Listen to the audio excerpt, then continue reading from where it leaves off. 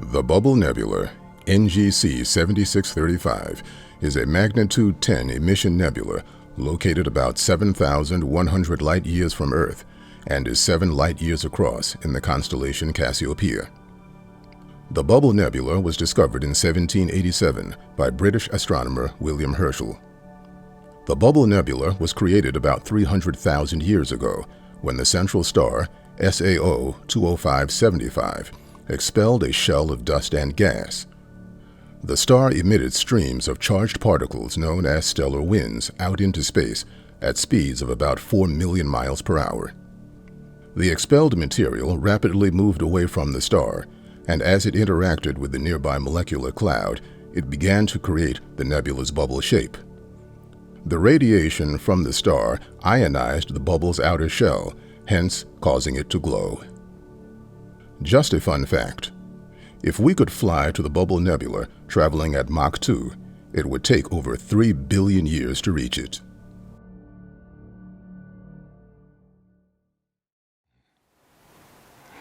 Well, hello everyone, and thanks for tuning in again. Boy, it's been a while since I posted a video. It's been about a month so far.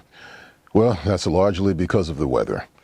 And but fortunately, I finally got a break last weekend, actually. And I actually had 4 straight days that I could actually get some imaging time in. So I took advantage of that, and it felt good to get out again. All right, as you know, the target that I imaged last week was the Bubble Nebula. And I have to say, it's one of those targets that's always fascinated me. And I got a chance to image that particular target for the first time last year. And I got some so-so results. It was okay. But I was hoping to get out and improve upon the outing that I had last, I believe, September or so, I guess it was, that I first got a chance to photograph that target. Well, I decided to photograph this in narrowband, HA, O3, and S2. All right, over a 4-night period, I was able to accumulate a total of about 15 hours worth of exposure time.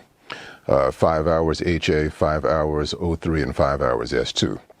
Now, I did throw away a few of the S2 exposures, and that left me with a grand total of about 14.5 hours, which I was really happy with. Up to this point, that's probably the most amount of data I've collected on any one target. So I was excited to see exactly what the results were going to be. Well, I used the Celestron 8 SE, as I did probably in my previous couple of outings. All right, I used the ZWO 183 mm Pro mono camera. I was concerned that maybe the image would be overly soft and a little bit fuzzy, but because we would, even though the night was clear, there were high clouds, a real thin layer of high clouds, pretty much every night except the final night of imaging. And but fortunately, everything turned out pretty well, and you would never know just by looking at the data. Overall, the conditions were great. No problems with the software. APT performed flawlessly, and there weren't any glitches, because as we all know, sometimes we come across glitches at the most inopportune times when we're trying to do some imaging. But everything went flawlessly every night, so that's always a plus. I did make one change as far as my imaging was concerned. I normally shoot 3-minute exposures, and I generally shoot at unity gain with whatever camera I'm using.